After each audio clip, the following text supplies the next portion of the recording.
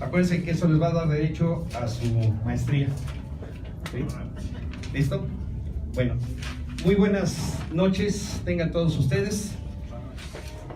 Para ver que ya se ha aprendido la clase. Michelle, ¿qué día y qué hora es? ¿Qué día y qué hora es? ¿Qué día y qué hora es? Es 7 de mayo y es el 7 de mayo y son las 8:30 de la noche. ¿Y qué día es? El 7 de mayo, no. Día. Lunes, Hoy es martes miércoles. 7 de mayo del año 2019. Muy bien, muchas gracias. Sí. Tenemos nuestra plática jurídica en el Colegio Alto Rendimiento Jurídico. A usted le corresponde tocar la campanita, maestro. Muchas gracias. El día de hoy tenemos la presencia.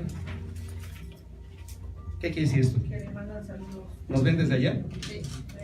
Es que no sabía yo si ver lo que está en rojo o en negro. Porque dice aquí Teotihuacán, Puebla, Tultitlán. Saludos. Bueno, muchas gracias a todos los que se enlazan con nosotros. El día de hoy volvemos a tener al maestro Carlos Guillermo, agente del Ministerio Público del área de, se llama no judicialización, sino estrategias judiciales, procesales de la Procuraduría General de Justicia de la Ciudad de México. Compañero de Jesús, de institución, ¿sí? ¿Ya se conocen? Sí. Digo, porque la institución es tan grande. ¿Sí? Y tenemos un tema muy interesante. Por favor, aprovechemos la experiencia que tiene él en esta área. Desde mi punto de vista, como litigante en este momento de mi vida, no sabemos los cambios que da esta, pero como litigante yo tengo la idea que el 50% de ganar un asunto, ya sea para el Ministerio Público o ya sea para el litigante, el abogado defensor, lo es el momento procesal de la audiencia intermedia. Inclusive, ¿por qué?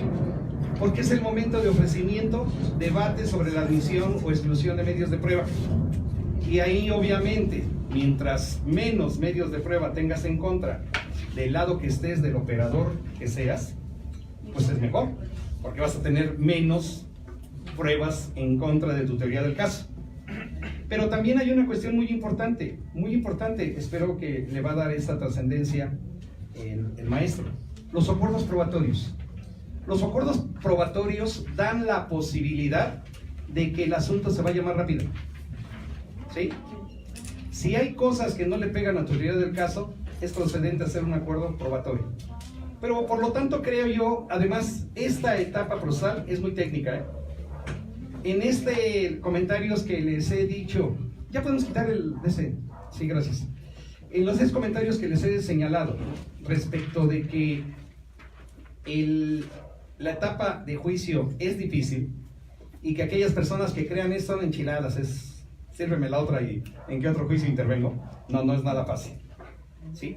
Pero también la etapa intermedia es muy técnica, que es lo que tenemos que aprovechar nosotros de la experiencia que tiene Carlos Guillermo.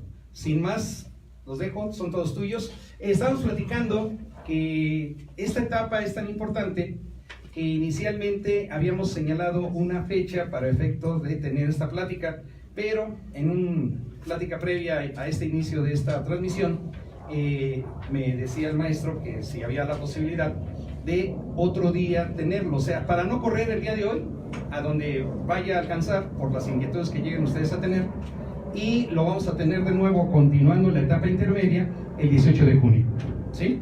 Así que, por favor, todos tuyos.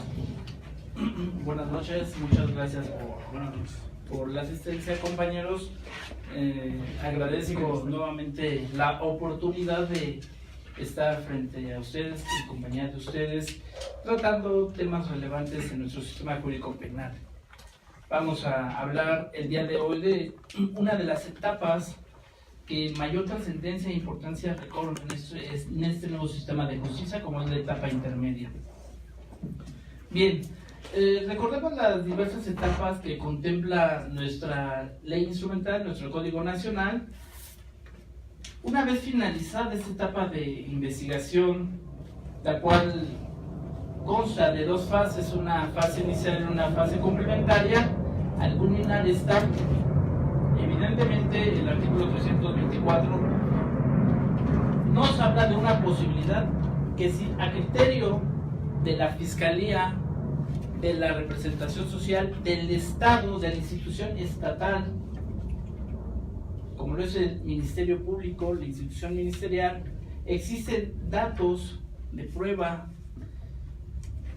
que puedan en algún momento ser de vital ayuda para acusar, y no solamente para acusar, sino para llevar en un momento también determinado a una etapa de juicio, pues evidentemente se estará en la posibilidad de realizar una acusación.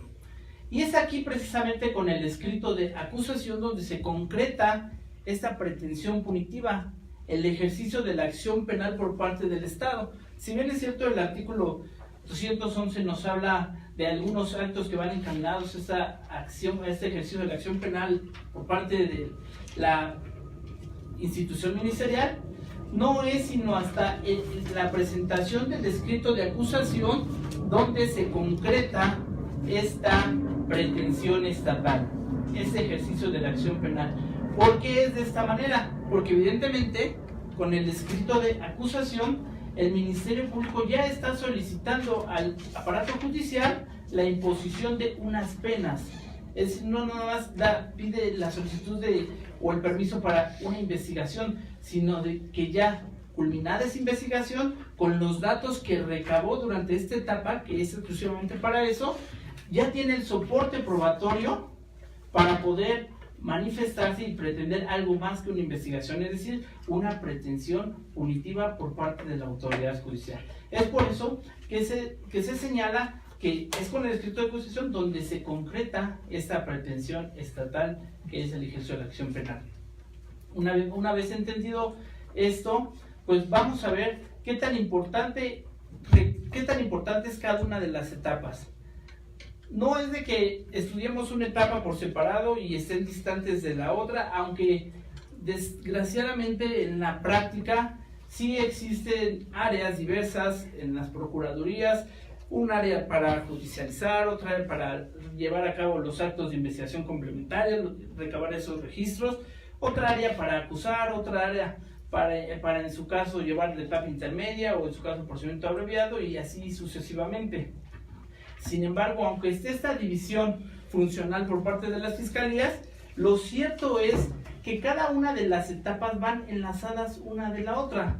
No podemos hablar de un éxito en un juicio como parte final de estas etapas si no se tuvo una buena investigación, si no se recabaron los datos idóneos en investigación complementaria o en investigación inicial para tal efecto. Y por su parte no podríamos tampoco hablar de un éxito en la etapa intermedia si no cuento con los datos objetivos que me permitan realizar esa pretensión, es decir, acusar. Entonces, todas las etapas tienen su importancia y la etapa intermedia no es menor. Vamos abundantemente a hablar esta sesión y si no es posible, como lo refiere el maestro Servín, en una próxima ocasión, estos temas relacionados con la etapa intermedia. Una vez limitado esto con relación a la importancia de estas etapas, es importante señalar que la etapa intermedia va a iniciar con esa pretensión estatal, con esa presentación de la acusación a la autoridad judicial, en donde básicamente va a dejar ver el agente del Ministerio Público que quiere llevar a cabo o que tiene los datos suficientes, la probabilidad probatoria suficiente para la verdad, para llegar a esa verdad y con ello plantear esta acusación. Muy bien, pero ¿cuál es el objetivo de esta etapa intermedia? Pues básicamente no solamente es probatorio.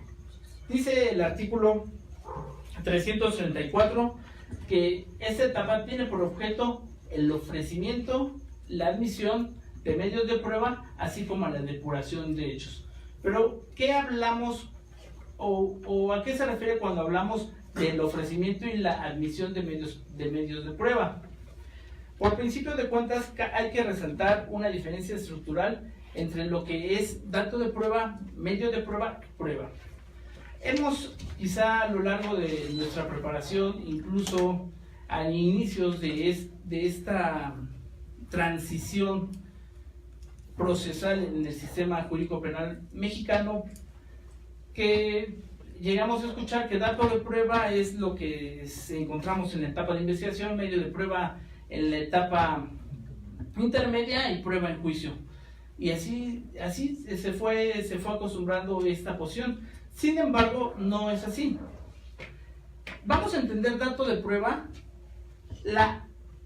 el anunciar como tal un elemento probatorio. El artículo 314 de la Ley Instrumental de Materia nos resalta esta diferenciación, por así decirlo. Entonces, dato de prueba es enunciar ese elemento probatorio. Medio de prueba, el medio de prueba lo vamos a tener cuando se va a desahogar ese elemento probatorio que se anunció ante la autoridad judicial. Por ejemplo, yo anuncio la testimonial de Juan Pérez, mi dato de prueba. No tengo ya el dato de prueba correspondiente a Juan Pérez, a lo que va a decir Juan Pérez. Pero medio de prueba es aquel que se va a desahogar, que lo voy a presentar ante la autoridad judicial y que a partir del interrogatorio que alguna de las partes, ya sea el Ministerio Público, la gente del Ministerio Público o la defensa, realice el interrogatorio, pues eso, el desahogo de ese medio de prueba, del desahogo de ese testimonio, es el medio de prueba. Tal es así que prueba, pues ya será en su caso el valor que le otorgue de esta naturaleza la autoridad judicial. Por eso es necesario tener como primer punto el sentido de qué es un medio de prueba. Ofrecer ese medio de prueba. Pero ¿qué medios de prueba vamos a ofrecer? ¿Qué medios de prueba va a ofrecer el agente del Ministerio Público en esta acusación? Pues básicamente, cuando el agente del Ministerio Público ya tiene en sus manos todos los registros que fueron recabados, todos los registros de investigación que fueron recabados durante la etapa de investigación, pues va a realizar el análisis de cada uno de ellos y acorde a la pretensión punitiva, es decir, a la acreditación de los hechos, a llegar a la verdad o el esclarecimiento de los mismos, es como va a inducir todo ese caudal probatorio a la acreditación de los mismos. Vamos, no hay que dejar de lado que la materia de todo nuestro proceso van a ser los hechos que fueron materia de la formulación de la imputación, porque así lo establece el artículo 316 del Código Nacional de Procedimientos Penales. Estos hechos que fueron materia de la formulación de la imputación y que dieron base, que son el sustento del auto de vinculación a proceso, van a ser el eje rector de todo el caudal probatorio, que ya sea por parte de la Fiscalía, Asesoría o la Defensa en sus respectivas posturas, en sus respectivas tesis, van a ser materia de todo el proceso. Entonces, como agente del Ministerio Público, ya con ese fin de acusar a una persona, a un ciudadano, va a tener que estudiar cada uno de los registros de investigación que consten en esa carpeta de investigación. Pero ¿cómo lo va a hacer? Número uno, hay que identificar plenamente cuál es la materia del hecho, el hecho que va a ser materia de todo el proceso, con su clasificación jurídica y las modalidades del delito. Eso es las agravantes o las calificativas que están contempladas en esa previsión. Por ejemplo, si tengo un robo a transeúnte o un robo respecto de vehículo, pues evidentemente no solamente basta con acreditar un apoderamiento, sino también es necesario acreditar todas aquellas circunstancias modificativas del hecho. Por ejemplo, si fue respecto de vehículo, pues acreditar que existe un vehículo, la existencia de un vehículo. ¿Y eso qué me lo va a permitir? ¿Qué me va a permitir seleccionar ese medio de prueba que es idóneo y pertinente para poderlo llevar a juicio e incluso plasmarlo en mi escrito de acusación? Pues evidentemente una pericial, una factura, un testigo de propiedad, para acreditar la genuinidad respecto del bien mueble, ¿sí? Entonces es seleccionar esos medios de prueba que a criterio de la representación social en un momento determinado puedan dar pauta a que el juez de enjuiciamiento, de llegar a ese fin, pueda resolver a mi favor, toda vez que se han acreditado todos los extremos del delito, y más aún la responsabilidad de penal del acusado en ese momento. Bueno, muy bien, entonces ese es el objeto de la etapa intermedia, el ofrecimiento, la admisión y la depuración de los hechos. Y una vez que el agente del Ministerio Público tiene esos 15 días, una vez cerrada la investigación complementaria, para elaborar ese escrito de acusación, pues lo va a presentar ante la autoridad judicial. Pero antes de pasar a ese tema sobre el contenido del escrito de acusación ministerial, es necesario también hacer énfasis a que esta etapa intermedia, como a su vez lo fue la etapa de investigación, tiene dos fases, una fase escrita y una fase oral. ¿Qué comprende la fase escrita? La fase escrita, que es la primera de la etapa intermedia, comprende desde la presentación de la acusación ministerial y todos los actos procesales previos a la audiencia intermedia. Vamos a analizar por principio de cuentas esta fase escrita. Presenta el agente del Ministerio Público su escrito de acusación, la cual es necesario que se observen cada una de las fracciones que contempla el artículo 335 del Código Nacional de Procedimientos Penales. ¿Y por qué digo que es necesario que se observen estas fracciones de manera puntual? Pues básicamente porque la etapa intermedia es una etapa técnica, es una etapa que no permite errores como las demás, pero además porque es un estadio procesal en el cual pueden presentarse muchas situaciones que, si no se llega a una terminación anticipada o una salida alterna, necesariamente tendríamos que llegar a la apertura de un juicio. Dice el artículo 335: una vez concluida la fase de investigación complementaria, si el Ministerio Público estima que la investigación aporta elementos para ejercer acción penal contra el imputado, presentará la acusación. La acusación del Ministerio Público deberá contener en forma clara y precisa y enuncia las fracciones. Ese deberá es un imperativo. ¿Qué quiere decir esto? Que el Ministerio Público, de manera clara y precisa, es decir, sin alguna ambigüedad o vaguedad en el escrito de acusación, tiene que precisar de manera oportuna su pretensión en ese escrito de acusación. ¿Qué es lo que pasa si por alguna situación el agente del Ministerio Público no establece de manera clara y precisa alguna de esas fracciones? Pues crea incertidumbre en el gobernado, en el acusado en este caso, lo cual en un momento dado no podría subsanarse en la audiencia intermedia, de la cual hablaremos en un momento. Este escrito de acusación, cuando se elabora, al referirse a la individualización del acusado o de su defensor, básicamente debe de denotarse en este punto que cuando hablamos de individualización del acusado no nos referimos únicamente a su presentación, a identificarlo, sino tener la certeza de que es la persona, de que se cuentan con los datos que él mismo aportó cuando fue presentado ante la autoridad judicial, y que existe la certeza de que es ella la persona y que es él la persona a la que se le está realizando esa acusación, así como de su defensor o su representante que hasta ese momento tenga. La fracción segunda, por su parte, establece la identificación de la víctima u ofendido y su asesor jurídico. Aquí básicamente entrelazado con la fracción primera, pues no cabe alguna duda. La fracción tercera es muy importante: la relación clara, precisa, circunstanciada y específica de los hechos atribuidos en modo, tiempo y lugar, así como su clasificación jurídica. Cuando hablamos aquí de clasificación jurídica, es una clasificación jurídica preliminar. ¿Qué quiere decir esto?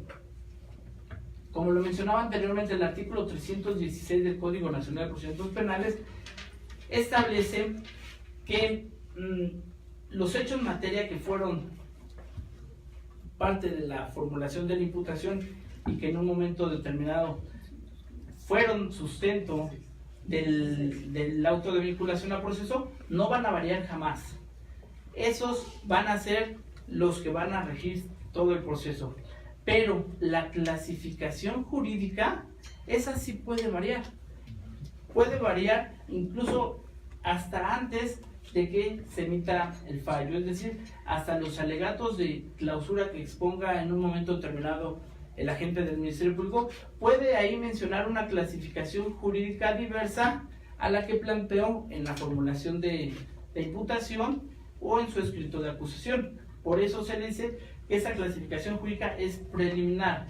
Por ejemplo, si estoy acusando por un delito de abuso sexual en la formulación de la imputación, estoy imputando un delito de abuso sexual agravado y aparte una privación de la libertad con base en lo que establece el Código Penal vigente y aplicable en la Ciudad de México. Pero de mi investigación complementaria denoto que, atendiendo al principio de especialidad, lo concerniente es apegarnos a la ley general de secuestro, pues evidentemente ahí podría acusar ya en esta etapa intermedia por un delito de secuestro agravado cuando se cometa con violencia sexual, y de tal manera llevarlo al juicio para acreditar este delito que se le imputa. Entonces, la clasificación jurídica es preliminar hasta este momento.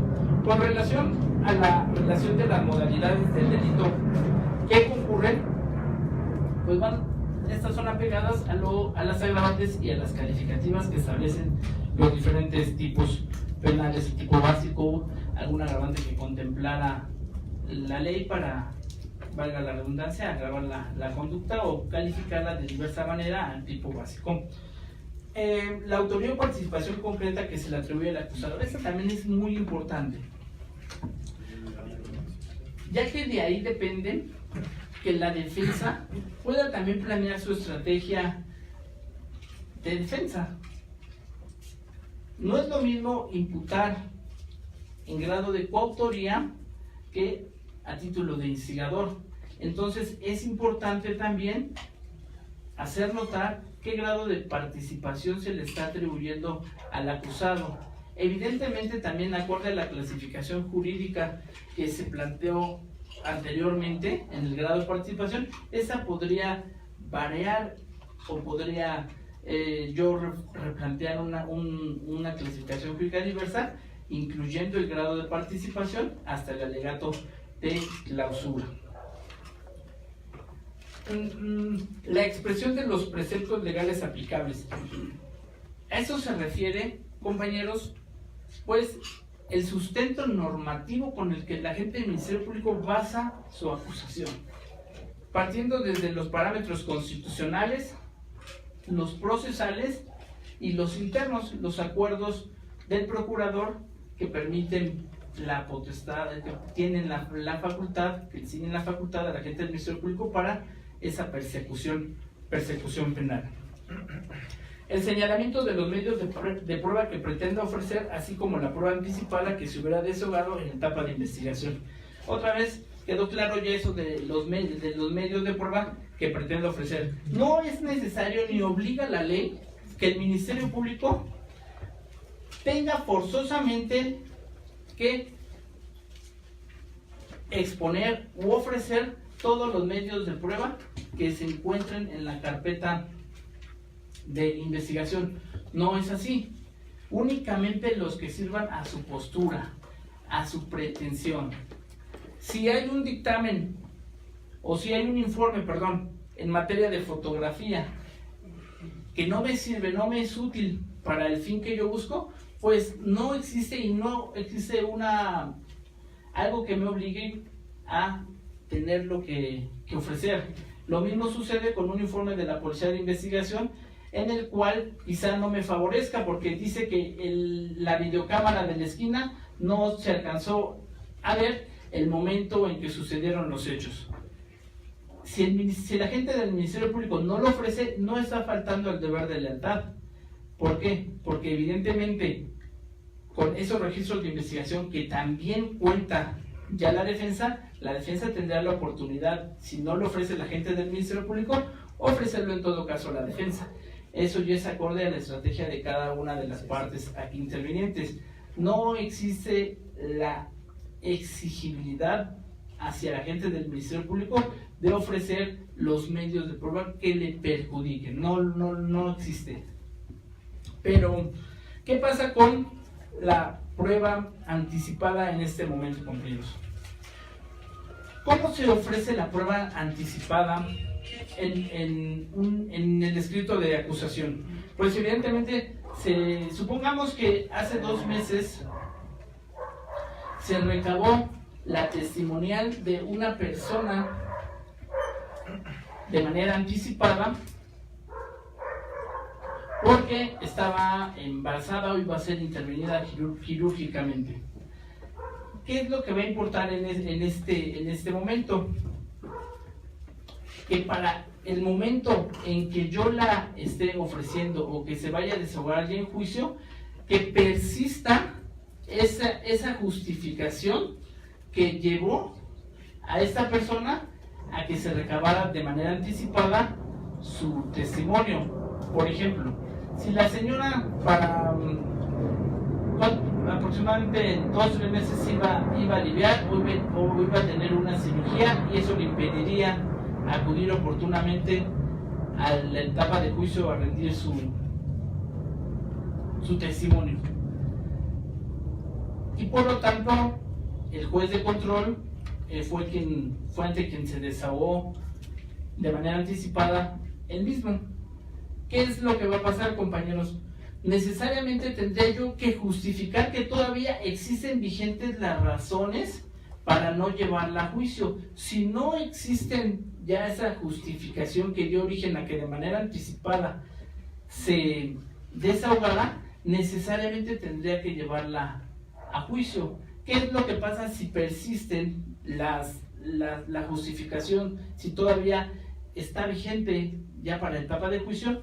Pues únicamente se le va a anunciar, se le va a hacer del conocimiento al Tribunal de Enjuiciamiento y con la constancia de videograbación que se llevó a cabo ante el juez de control, pues se va a desahogar en ese momento de manera pública a través de los medios electrónicos con los que cuente el tribunal, y ya será en su caso el Tribunal de Enjuiciamiento que también los pueda analizarlos y en su momento otorgarles el valor correspondiente. Pero es necesario, compañeros, que sigan vigente esa justificación, esos motivos que dio origen a que de manera anticipada se pudiera haber desahogado esa testimonial. Eso es por cuanto hace a la prueba anticipada. Otra de las situaciones muy importantes es el monto de la reparación del daño. La reparación del daño es un derecho humano, es un derecho de todas las víctimas, y por lo tanto el agente del Ministerio Público como ente estatal, vamos a entender que un derecho humano, en palabras del doctor Hernández Cruz, es un derecho subjetivo público. ¿Qué quiere decir esto, compañeros? Un derecho humano como derecho subjetivo público es aquel que tiene todo ser humano, todo sujeto, pero que además es ante todos, y que existe un ente estatal, existe el Estado, a través de sus diversas instituciones, que tiene el deber de potencializarlos, de protegerlos, de hacerlos eficaces. El Estado, a través de su institución ministerial, como es cualquier agente del Ministerio Público, tiene el deber de hacer valer ese derecho humano como la reparación del daño. Entonces, la reparación del daño toma 3 posturas, tomando como base una reparación integral del daño. Número 1, la reparación del daño material. Esto es que cuando yo vaya a realizar mi escrito de acusación o establecer el monto de la reparación del daño en el escrito de acusación, básicamente debo de tomar la restitución de la cosa mueble o en su caso el pago de la misma. ¿Qué es lo que pasa si no cuento con un monto establecido que me permita en ese momento poder solicitar el pago de la reparación del daño de un teléfono celular porque no tengo un valor pericial? Pues en todo caso podría ser la asesoría jurídica cuando se constituya como acusador coadyuvante de la víctima quien aporte esos datos de prueba para la valoración del celular. Pero si no se tienen, además de esto, pues podrán dejarse a salvo los derechos, solicitar que se dejen a salvo los derechos de la víctima para que en una etapa de ejecución vía incidental pueda hacerlos valer. Por cuanto al daño moral, pues lo entendemos todos como aquel daño emocional que tuvo como consecuencia la conducta delictiva que recayó sobre la víctima. Sobre todo en los delitos de violencia, los delitos que estén involucrados mujeres, menores, y que evidentemente sea notoria la necesidad de que se imponga unas terapias, unas sesiones para superar el evento delictivo. Pero también existe otra situación muy importante. Estas son las medidas de no repetición. Esas medidas de no repetición que contempla la Ley General de Víctimas también tienden a ser fundamentales, sobre todo por la naturaleza de las conductas delictivas. Por ejemplo, en un delito de secuestro, en un delito de extorsión, son necesarias que se implementen efecto de que la víctima no pueda ser nuevamente o doblemente revictimizada, y entonces corresponde al agente del Ministerio Público solicitar estas medidas de no repetición, entre ellas la cuestión de no ofender, entre ellas cualquier otra que contemple la Ley General de Víctimas. Lo que se estila mucho en la realidad, en la vida práctica, son a través de los acuerdos implementados entre la Secretaría de Seguridad Ciudadana y la Procuraduría General de Justicia de la Ciudad de México, como son una vigilancia permanente en el domicilio de las personas o en el lugar donde concurran ellas, sobre todo familiares y la víctima directa. La pena, ok, muy bien. Aquí también nos señala los medios de prueba para probar este monto de la reparación del daño. Hay que partir, compañeros, sobre el principio de concentración, que unos medios de prueba, los que dijimos anteriormente, son para acreditar el hecho y la responsabilidad del acusado. Pero los que se ciñen o los que atañen a la reparación del daño van a ser exclusivamente para este tópico. No podríamos hablar o hacer una mezcolanza de los que ya fueron ofrecidos para acreditar los hechos y traerlos para la reparación del daño cuando no son pertinentes para este tópico. Serían motivo de intrusión probatoria, como lo analizaremos más adelante. Entonces, de ahí la importancia que nosotros conozcamos nuestra carpeta de investigación y cada uno de los registros que contiene la misma para poder seleccionar qué elementos probatorios me benefician para acreditar el hecho y qué elementos probatorios serían eficaces para acreditar lo concerniente a la reparación del daño, pero siempre y cuando teniendo en cuenta la idoneidad y la pertinencia a cada uno de estos temas. Muy bien, la pena o medida de seguridad cuya aplicación se solicita, incluyendo en su caso la correspondiente al concurso de delitos. La pena o medida de seguridad. Muy bien, esto es acorde al tipo de procedimiento en el cual nos encontremos. Si nos encontramos ante un procedimiento para inimputables, pues evidentemente será una medida de seguridad. Cuando no lo es, cuando estamos ante un procedimiento ordinario, pues será la pena que contemple o el grado de punibilidad que contemple el tipo penal en el que nos encontremos. Esto no existe un margen, es a criterio. La solicitud de la imposición de esta pena es a criterio del agente del Ministerio Público. Eso es, lógicamente, el Ministerio Público puede solicitar el grado de punibilidad, el máximo que establece el tipo penal, pero ya será acorde a los medios de prueba que tenga y que vayan a ser desahogados en la etapa de juicio, que el tribunal de enjuiciamiento en su momento pueda resolver conforme a lo que le solicita el agente del Ministerio Público o apartarse de ello. Pero no existe un rango específico del cual el agente del Ministerio Público pueda disponer para la mínima, para la máxima o para la media, acorde a la punibilidad que establece el tipo penal. Es a criterio de él, atendiendo a la naturaleza, a las circunstancias de la misma conducta que se acusa. Bien,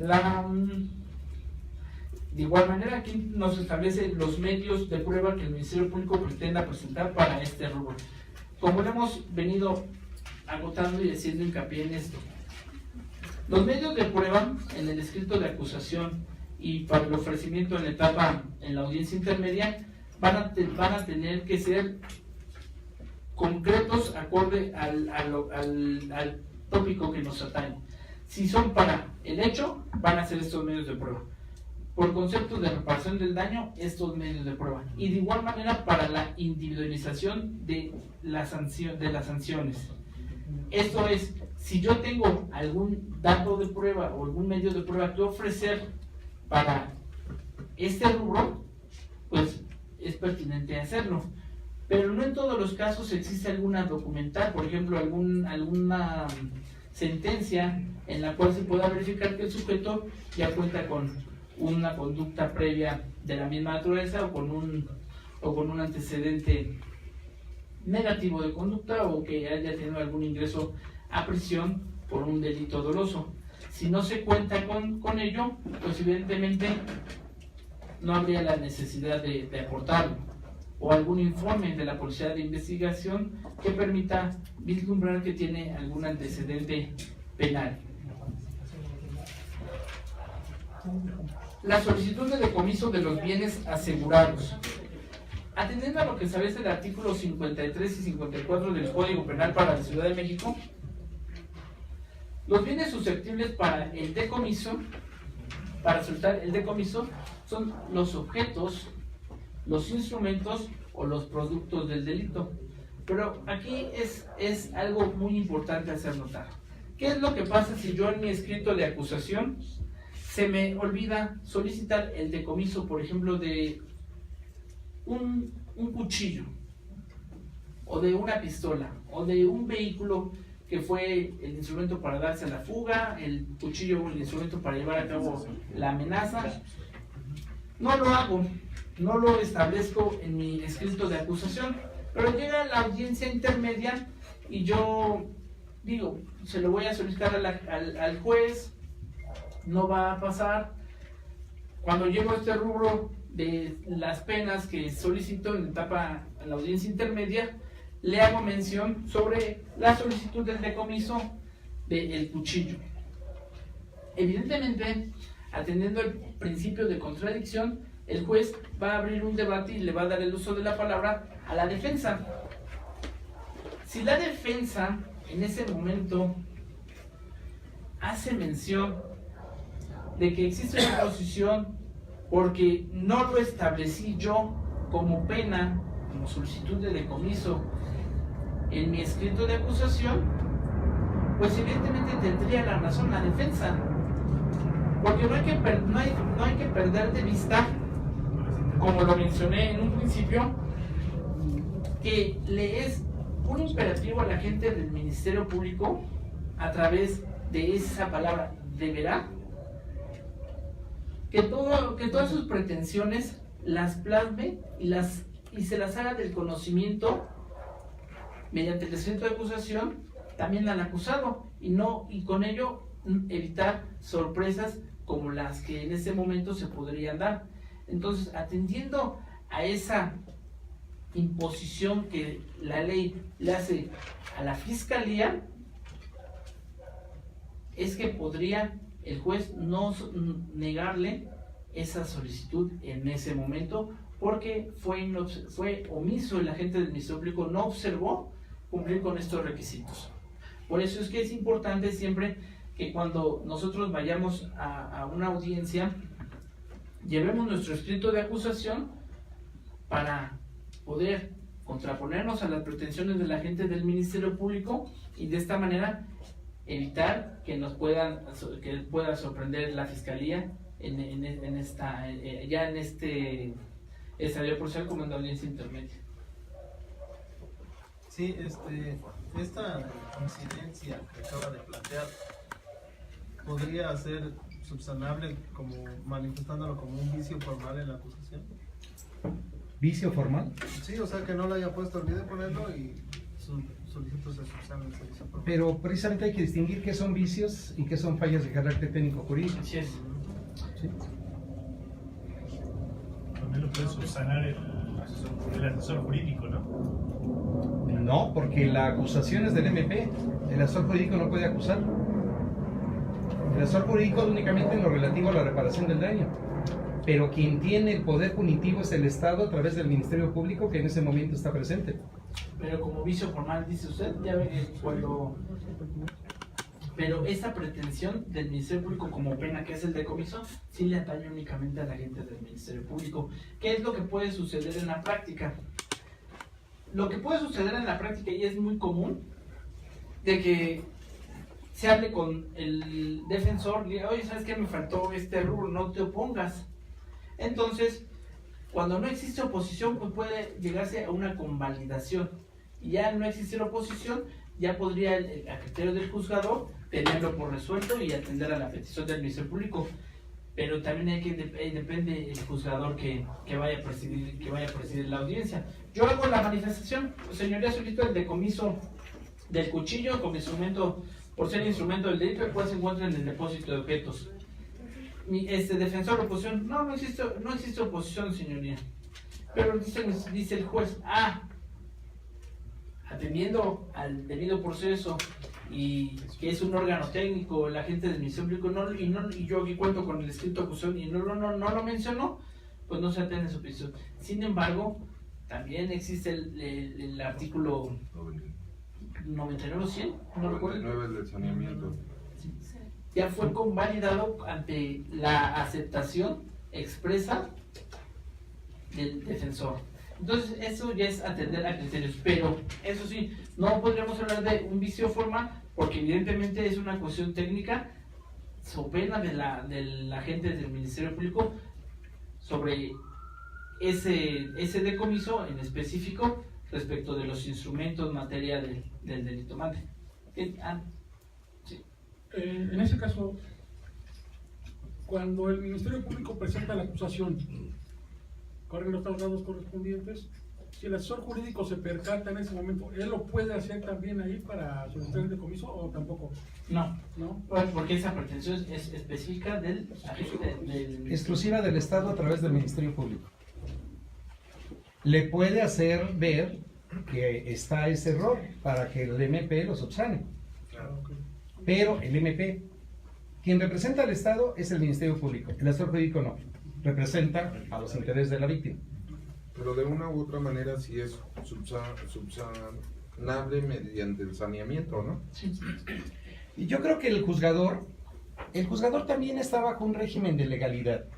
Cuenta con un auto de apertura a juicio oral, donde va a decir, decomiso, no hubo solicitud del Ministerio Público. ¿Sí?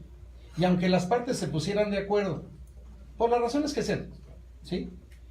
El juzgador diría, sí, discúlpenme, pero no hubo pronunciamiento en el auto de apertura a juicio oral, que es la Biblia en la etapa de juicio.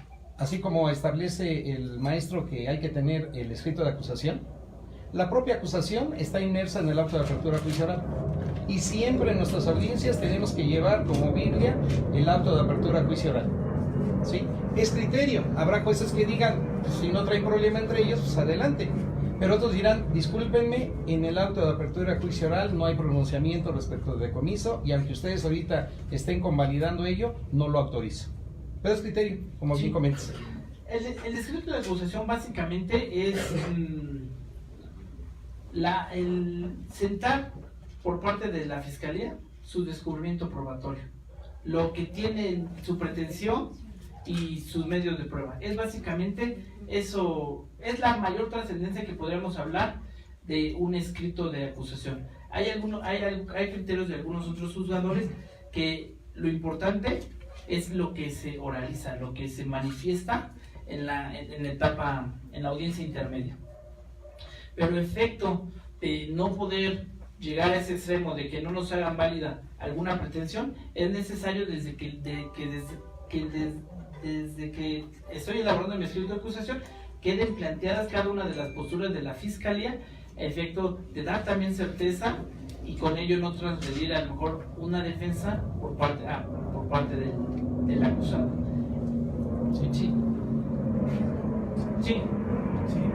Bueno, atendiendo al ejemplo que pone ahorita en cuanto a la omisión del Ministerio Público de realizar un decomiso de un instrumento ilícito, Solicitar, no realizar. El MP solicita.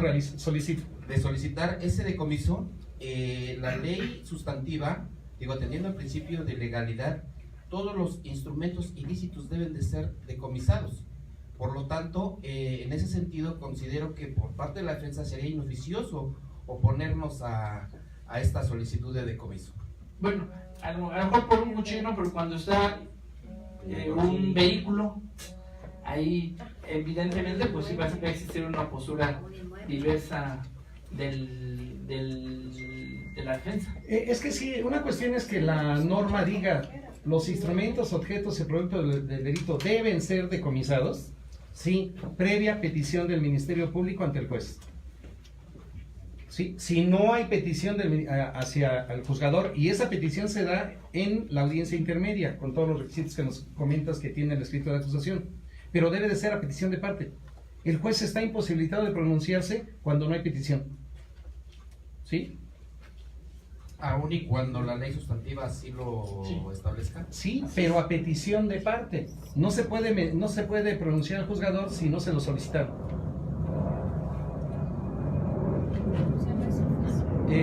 Yo le sugeriría a Arturo, porque hace rato dijo vicio formal, yo te sugeriría que preguntaras al maestro qué diferencia hay entre vicio formal o cuando estamos en presencia de un vicio formal y cuando en una falla de carácter técnico jurídico, porque hace rato dijiste que esa omisión era un vicio formal.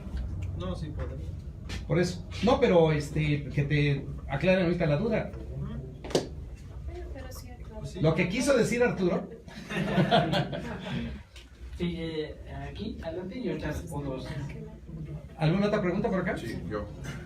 El 335 es muy claro de que la acusación debe versar sobre la formulación de imputación o el hecho de la formulación de la imputación. ¿Qué pasa cuando la acusación es variada? Ese hecho de la formulación de imputación la varía y no tiene un antecedente de investigación pertinente para realizar esa modificación. Es necesario. Por ejemplo, ¿en qué? Modificación, por ejemplo, en este. En la formulación de imputación dijeron, es un cuchillo color café, y en la acusación ya resulta ser que es un cuchillo color rojo. O sea, así de sencillo es. Muy bien, cuando se nota el hecho, ¿no? Ok. Existe ya también criterios respecto de el fin de la investigación complementaria.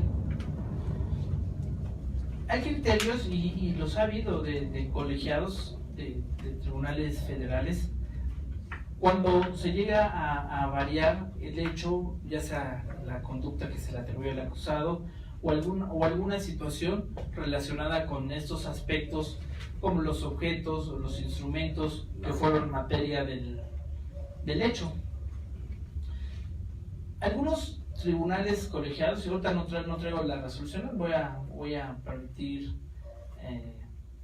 tirarme de ellas para compartirlas, dicen que no afecta, toda vez que ese es el fin de la investigación complementaria, que si bien es cierto, en la formulación de la imputación se plantea un hecho que, como lo he dicho, va a regir todo el proceso, sin embargo, de los datos o de los actos de investigación que la gente del Ministerio Público recabó durante esta investigación complementaria, se puede esclarecer alguna situación que en algún momento pueda variar ese hecho, que es permisible, toda vez que ese es el fin de la investigación complementaria. Si no, no tendría sentido la investigación complementaria respecto de la pretensión de la Fiscalía. Ese es un criterio de los jueces. ¿Qué es lo que pasa en la vida práctica? Cuando yo en mi escrito de acusación planteo o muto los hechos, el control que realiza el juez que preside la audiencia no le va a permitir en ese momento ir más allá de las peticiones que plantea la gente del Ministerio Público. En todo caso sería ya está la etapa de juicio donde se resolverá, o el juez de enjuiciamiento valorará si en realidad hubo una variación y esa variación hasta qué punto logró afectar la defensa del acusado. Sin embargo, el control que lleva el tribunal en la etapa intermedia no le permite ir más allá o valorar en ese momento si hubo una mutación del hecho, una variación del hecho, y por lo tanto la pretensión que en ese momento respecto de los hechos haga la gente del Ministerio Público, aunque exista en ese momento también por parte de la defensa algún pronunciamiento respecto de esa variación, el juez de control no podría ir más allá de su función en ese momento.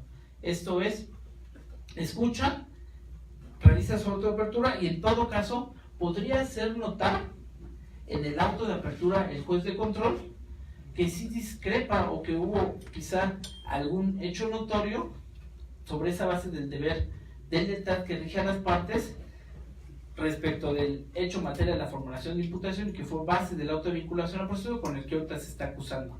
Eso es lo más que podría hacer el juez de control en ese estadio. No podría él inferir más en que ya hubo una mutación, no. Es lo más que podría hacer. Escucha a la gente del Ministerio Público el hecho, la defensa. Señoría, con base en el deber de lealtad, pues refiero que ya fue variado el hecho típico, hubo una mutación al mismo. La gente del Ministerio Público, el juez no tiene registro alguno, todo se basa en ese deber de probidad. Si llegan a un consenso de que sí hubo una variación, entonces lo que podría hacer el juez de control en ese momento, sin ir más allá de su función ahí, es establecer en el auto de apertura el hecho que fue materia de la acusación y a lo mejor la variación que respecto del auto de vinculación a proceso. ¿Para qué? Para que el juez de enjuiciamiento, el tribunal de enjuiciamiento, tenga ya conocimiento de ello, pero no podría ir más allá. Entonces lo correcto es, como defensa, hacerle mención al juez de esa situación y pedir se refiera a ello en el auto de apertura, porque en la práctica no lo ha hecho. O sea, simplemente dicen, a ver, el fin de la intermedia no es que me discuta respecto del hecho de la formulación de imputación ni nada. Simplemente vamos a hacer admisión, ofrecimiento, admisión de pruebas, depuración, y entonces, pues en automático el juez de enjuiciamiento o el tribunal de enjuiciamiento ya no van a tener conocimiento de qué fue lo que se realizó en la formulación de imputación y cómo se varió el hecho. Entonces el principio de congruencia está totalmente transgredido en esa situación y la sentencia va a salir en base a la acusación, al hecho fáctico que está en la acusación, efectivamente. Por eso ahí es necesario puntualizar eso, y el juez de control sí lo establece. En la práctica sí me ha tocado, no en lo personal, pero sí he visto autos de apertura en el cual sí establecen esa situación. Ya sería criterio del tribunal de enjuiciamiento, que también me ha tocado ver que si existe esa mutación y ha llegado a juicio, que dicen que el fin de la investigación complementaria, que no se transgrede totalmente el hecho, que las circunstancias, que los aspectos circunstanciales que rodearon al hecho materia de imputación sigue siendo el mismo, son cuestiones no sustanciales y que devienen del fin de la investigación complementaria, por lo cual fueron plasmados. Son criterios, y también son criterios federales, les comento, que permiten a lo largo de toda esta transición. Esperemos que ya hayan sentado bien estos aspectos en sus resoluciones y podamos tener un criterio orientador más amplio respecto a que sucede mucho en la práctica, sí, pero lo correcto es que en ese momento el juez de control, pedirle entonces que en el auto de apertura, o él de oficio lo hace, se establezca que hubo una variación, algunos aspectos fundamentales en el auto de apertura. ¿Sí?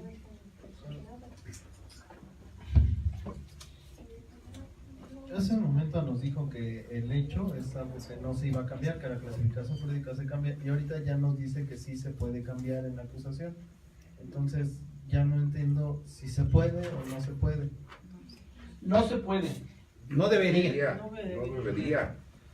No debería. Lo correcto es de que ese hecho va a ser el que va a regir todo el proceso y que crea también certeza al imputado, al acusado, de cuál es el hecho que se le está imputando para de esa manera ejercer su derecho de defensa.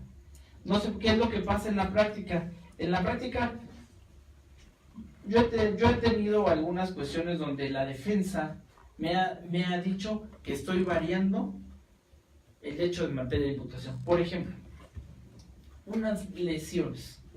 Una lesión porque se ocasionó de tal manera fue en la materia de la formulación de imputación. Y cuando llega en el momento de la acusación, ya no refiero esa forma de haber cometido las lesiones, sino alguna otra, y se duele en la etapa intermedia el defensor de que ya estoy variando el hecho. Y no lo estoy variando, ¿por qué? Porque a fin de cuentas son las lesiones. En mi investigación complementaria devino que fueron producidas quizá a lo mejor por otro instrumento, por otra forma de producción, pero a fin de cuentas sigue siendo la misma. Ahora bien, ese hecho no debería y no debe, porque es la materia medular de todo el proceso. Lo que se acredita en todo el proceso son hechos, lo que se va a acreditar. Entonces no permitiría al juez ni a la defensa actuar de manera correcta ante la eventualidad de que el órgano acusador pueda variar los mismos. Yo quisiera compartir un comentario en relación al punto que se está tocando. Voy a poner un ejemplo. La gente del Ministerio Público, en su escrito de acusación, varía el hecho.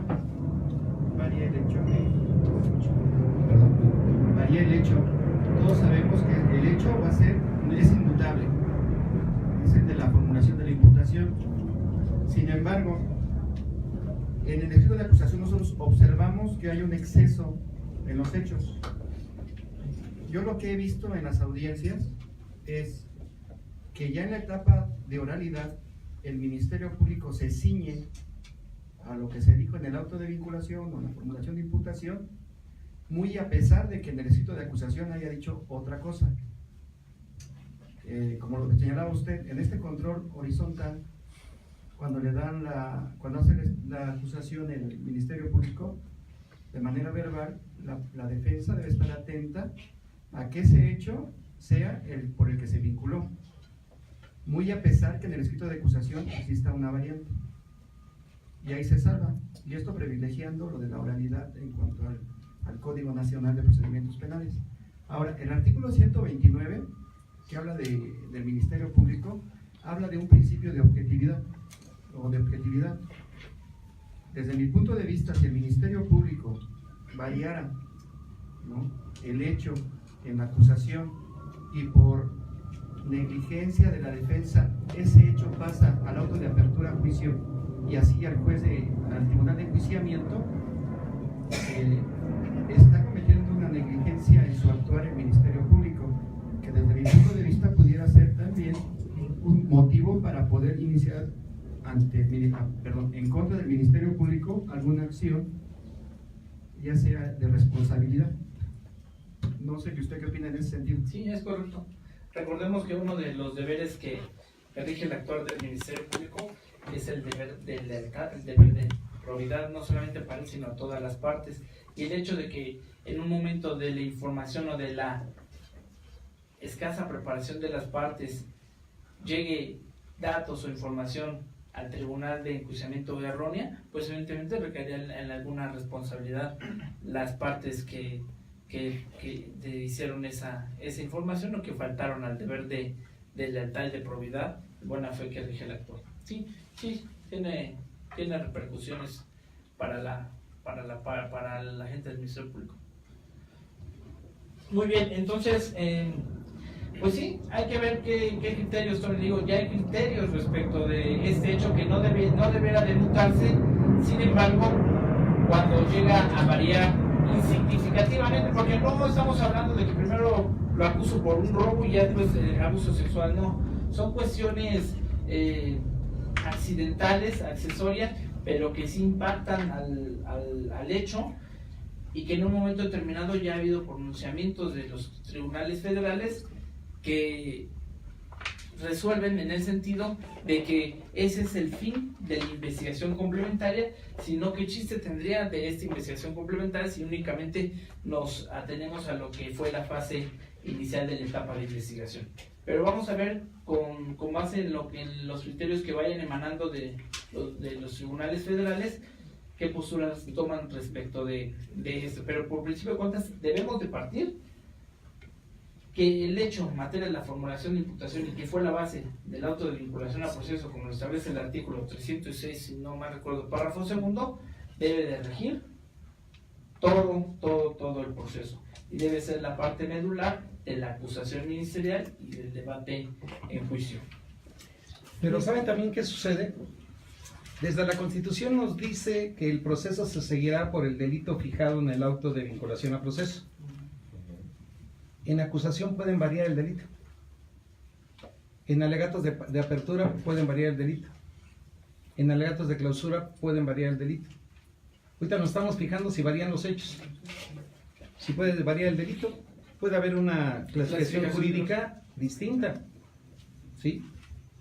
Lo que da lugar a que ahora se nos complique más, porque una cosa es que se varíen los hechos, pero como bien dice el maestro, te estoy acusando de lesiones. En el auto de vinculación se dijo que la forma en que se produjeron fue esta, pero precisamente era una investigación inicial. En la investigación complementaria tengo mayores órganos de prueba, de los cuales se deduce que la real forma en que se llevó a cabo la lesión fue esta. En esa variación que el maestro nos dice, para él no es variación, para mí tampoco creo que sea variación. Porque además lo que se trata, tanto en el anterior sistema como en este, pero creo que hay más garantía en este, es que haya una igualdad procesal, el mismo arsenal. El Ministerio Público no se está guardando que la forma de realización de esas lesiones varió, que fue esta. No, te lo está diciendo en el escrito de acusación. Y defiéndete, ¿sí? Pero lo principal es, si el delito se puede reclasificar, los hechos en cuestiones accidentales, no sustanciales. No es lo mismo que la puñalada se la dio en el corazón, ¿sí? Que diga en la acusación, a que diga que la puñalada se le dio en un riñón, ¿sí? La causa de la muerte varió, aunque es mismo homicidio, ¿sí? Pero inclusive, no he escuchado de ustedes la pregunta en relación, si un delito tiene diversas hipótesis, ¿será obligación del Ministerio Público precisar cuál es la exactamente aplicable en el escrito de acusación? Sí. Le pregunté al maestro. Sí. No, y más por la cuestión de que él está en la práctica. Y precisamente ante la petición feminicidio, señor, ese va a ser debate de intermedio, ¿sí? Que me precise la hipótesis exactamente aplicable, toda vez que se concretó a decir que privó de la vida a una mujer por razones de género, lo que prevé el párrafo primero del artículo 408 bis, creo, del Código Nacional de Procedimientos Penales, pero no me señaló cuál fue la razón de género, y en el escrito de acusación no lo tocó. Ahorita, en la etapa oral, en la audiencia oral de etapa intermedia, es donde es el momento procesal para, dígame por favor cuál es la hipótesis exactamente aplicable. Exactamente, son cuestiones incidentales, ¿sabe? Incidencia de aclaración o precisión, Cuando el órgano de la defensa puede establecer que se le precise o que se le aclare cuál es esa cuestión de género que establece la ley o que establece mi acusación para poder llevar a cabo la misma. No es otro, sí. Pero, ok, supongamos que sí, da la clasificación de la fracción tal, la que él quiera respecto del feminicidio, ¿no? El supuesto que quieran del feminicidio. Y en el alegato de clausura, bien fácil, le puede cambiar esa clasificación jurídica. Lo que no puede cambiar o no debe de cambiar es el hecho. Entonces, creo que este sistema no es basado o no es tan estricto respecto de las clasificaciones, pero sí debe de ser respecto del hecho, porque las circunstancias de lugar, tiempo y modo en que nos exige la Constitución para dictar un auto de vinculación va a ser muy difícil que varíen en la etapa en investigación complementaria, porque de lo contrario entonces el 211 no tendría razón de ser, de decirnos el procedimiento inicia en tal etapa, el proceso inicia a tal etapa, y entonces ¿para qué me llevas a iniciar un proceso cuando existe un artículo preciso que te dice cuando no tiene, me puedes dejar fuera en investigación y cuando tengas los elementos llámame ante un juez?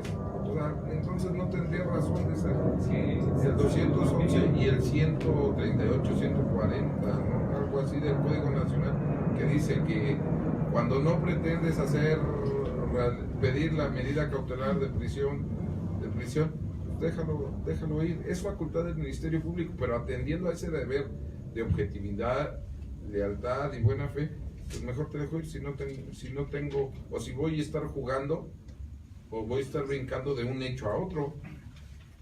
Creo que sería lo correcto, ¿no? Por acá. Lo que quería comentar era respecto a la investigación complementaria.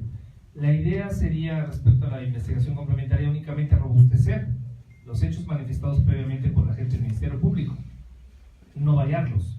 De tal suerte que, retomando el ejemplo del cuchillo, si el Ministerio Público ya cuenta con la información inicial de su investigación, la complementaria sería únicamente para robustecer, especificar características y circunstancias. No podría variar los hechos y mucho menos el objeto, porque el objeto no cambia. El objeto ya está a disposición de la gente del Ministerio Público. No podría decir que primero fue de un color y después mutó a un color diverso, porque entonces estaría faltando el principio de lealtad y obviamente de probidad, dejando en estado de indefensión al imputado, de tal suerte que la finalidad de la investigación complementaria sea únicamente el precisar y el complementar los hechos ya manifestados, no variarlos. Sí, gracias. El compañero que está hasta atrás, Sí. sentado. Yo quisiera compartir con el compañero que antecedió a Vite en relación a la advocación de hechos. La respuesta la tenemos en el antepenúltimo párrafo del artículo 19 de la Constitución Política de los Estados Unidos Mexicanos, que a la letra dice: todo proceso se seguirá forzosamente por el hecho o hechos delictivos señalados en el auto de vinculación a proceso.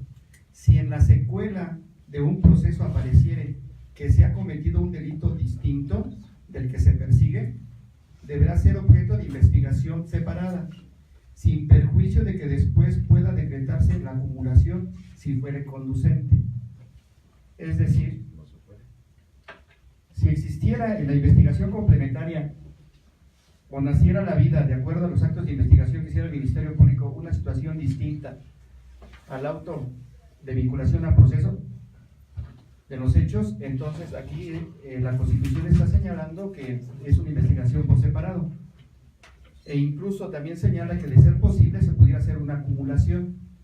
Entonces, si llegamos con una investigación complementaria a la acusación, tendría que ser en relación a los hechos de la imputación, a la vinculación, para llegar a ese carril. No puede haber variación. Se tendría que iniciar otra carpeta de investigación, iniciar otros actos de investigación y, de ser procedente, como dice la Constitución, posiblemente una acumulación. Pudiera yo citar tal vez como ejemplo un homicidio. Atrapan a las personas que cometen el homicidio, el feminicidio en este caso fue.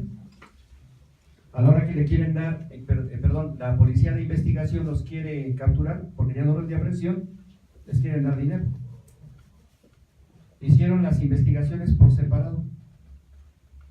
Los procedimientos incluso tuvieron causas por separado. Pero ya para audiencia de juicio, ¿no?, fueron acumuladas las dos causas. Pero aquí tenemos ya una acumulación. Casi es el mismo hecho, pero tiene diferentes vertientes, ¿no? Y afecta a diferentes tipos de bienes jurídicos. Sí. Gracias, ¿alguien más, no? Si quieren, hacemos un break y regresamos para que nos hagas favor de responder esas preguntas. ¿Sí? Y sirve que vemos, porque nos dicen que se vicia algo el sonido. ¿Sí? Pancho, ven para acá. Ahorita regresamos, compañeros, ¿eh? Se vuelven a conectar, por favor, al ratito.